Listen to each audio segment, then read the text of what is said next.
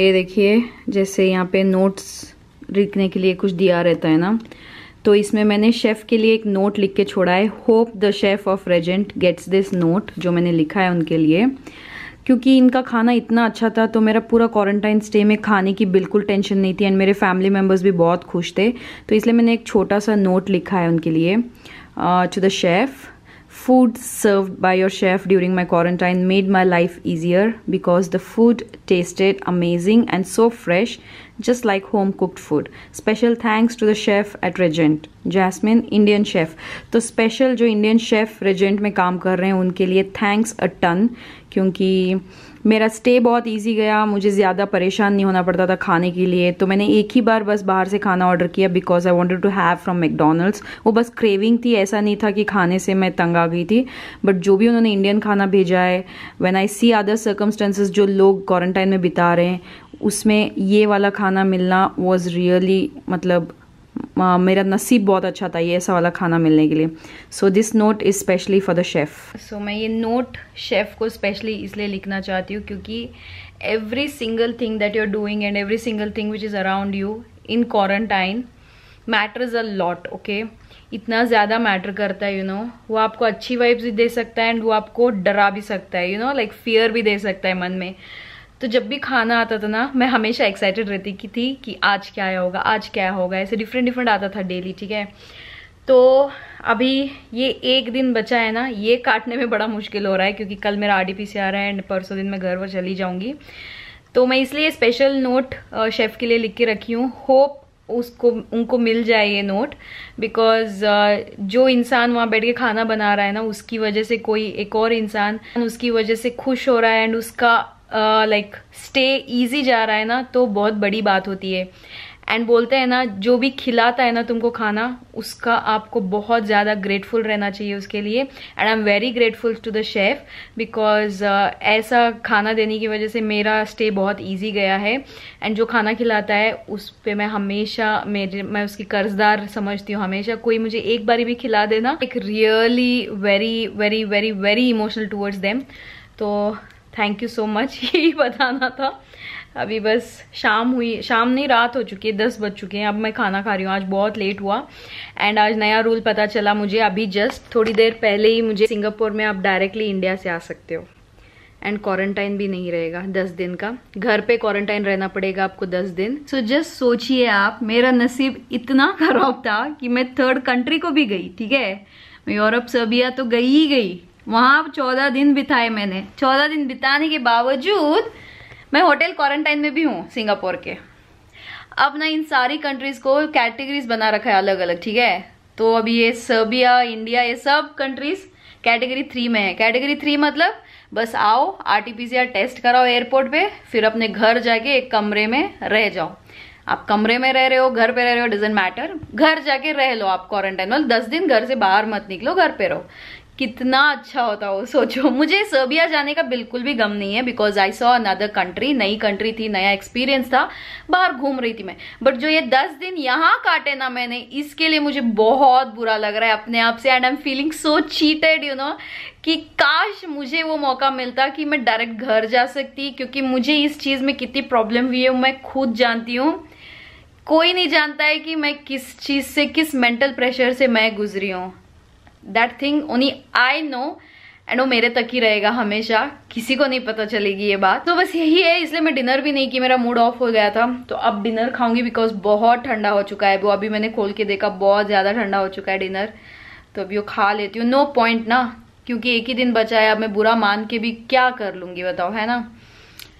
बस यही, बस बताना था आप लोगों को कि ऐसा भी होता है। एंड मेरे साथ तो बहुत कुछ होता है यार, मेरी चीजें कभी सीधी नहीं होती, हमेशा हर्डल्स होते हैं, इतनी सारी तकलीफों से गुजरती हूँ एंड उसके बाद वो चीज मिलती है। मिलती जरूर है वो चीज, बट उसके लिए बहुत मेहनत करनी पड़ती है मुझे। कुछ लोगों को जैसे कि प्लेट में सर्व होके मिल जाती है ना, मेरे नसीब में ऐसा नहीं है। मुझे हमेशा वो चीज बहुत तकलीफ से मिलती है। I go through a lot, you know, उसके बाद मुझे चीज मिलती है।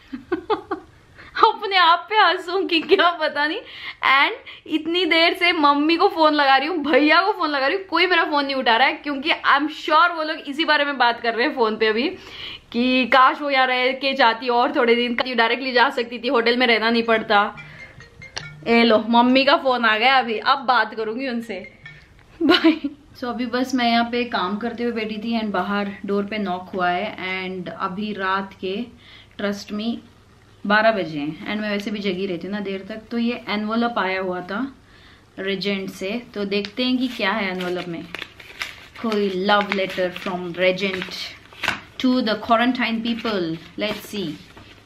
अच्छा, तो ये आया है, Miss Jasmine, we are happy for you that you are going home to be reunited with your family. Here are some checkout procedures for you to note. As we are required to maintain safe distancing, blah blah blah blah. Check out that you have packed all your belongings with you. The room will go through a thorough sanitization after your departure. मतलब हम जाने के बाद अच्छे से पूरा ये हो जाएगा. And any item left behind will be disposed. तो कोई भी चीज मुझे पीछे नहीं छोड़नी है, हर चीज लेके जानी है. टाइम दिया जाएगा आफ्टर माई RT-PCR कि मुझे कितने बजे निकलना है यहाँ से, तो उसी टाइम पे जो भी पिकअप ड्राइवर या फिर आपके घर वाले आ रहे हैं तो वो बुला लेके जा पाए आपको.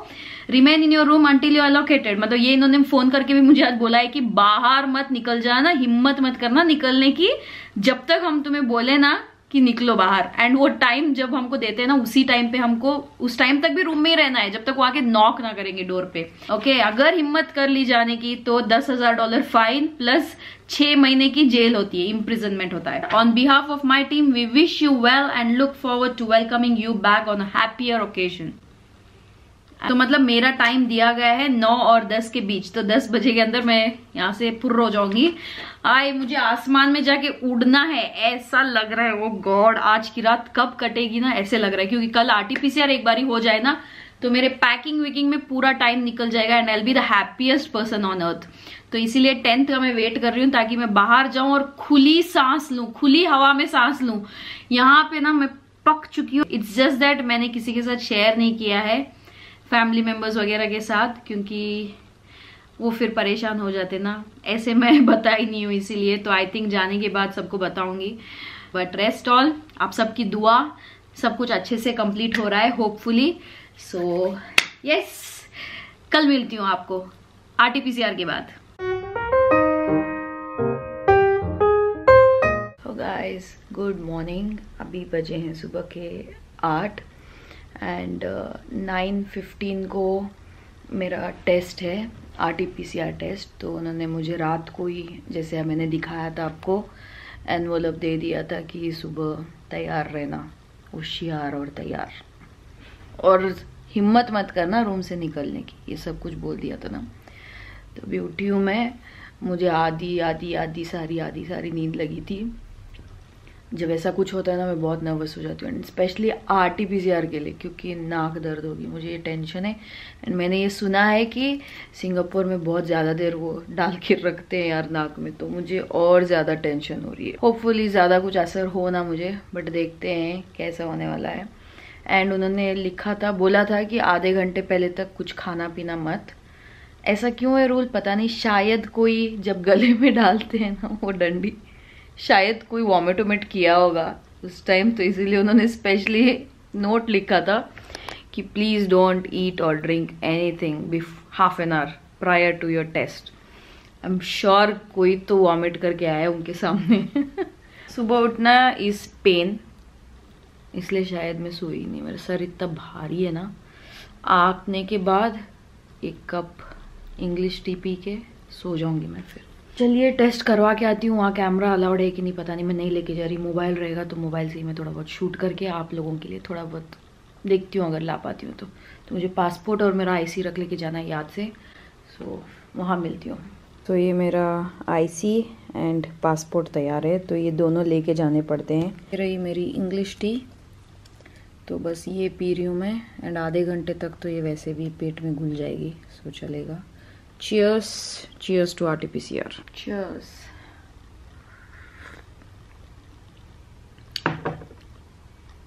मुझे वैसे भी टी बैग्स पसंद नहीं है. अब इतनी रोशनी हुई है, मैं दिखाती हूँ आपको. अब आपको एकदम अंधेरा रूम दिख रहा है ना, अब देखिए आप. It's a bright day and it's Sunny also. उधर धूप है.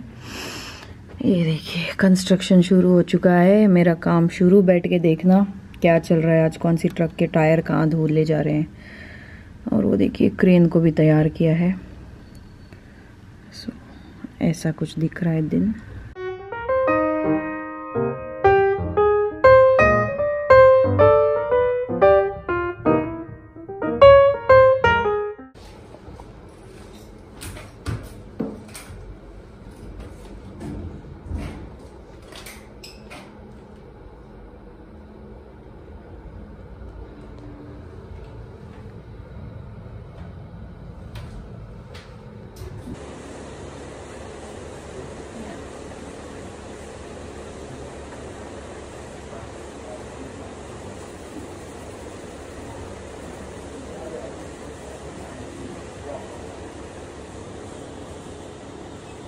सो अभी बस टेस्ट खत्म करके आई हूँ। फिर से मैंने रूम को पूरा अंधेरा कर दिया। नीचे देख सकते हो आप, रोशनी इतनी ज्यादा है।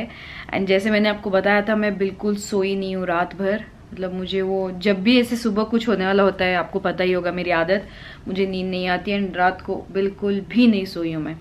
तो इसलिए अभी पूरी तरीके से मैं आई थिंक मैं सोने वाली हूँ। एंड मैंने नाश्ते में सिर्फ जूस पिया है। आज फ्रूट पंच आया था, आधा जूस पिया है, आधा क्रोजोन खाया है बस।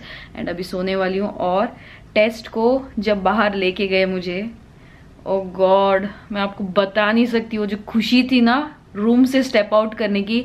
आज ही मैं इतनी खुश थी, इमेजिन कल मेरा हाल क्या होने वाला है जब मैं बाहर निकलूंगी यहाँ से, इस पिंजरे से, यू नो।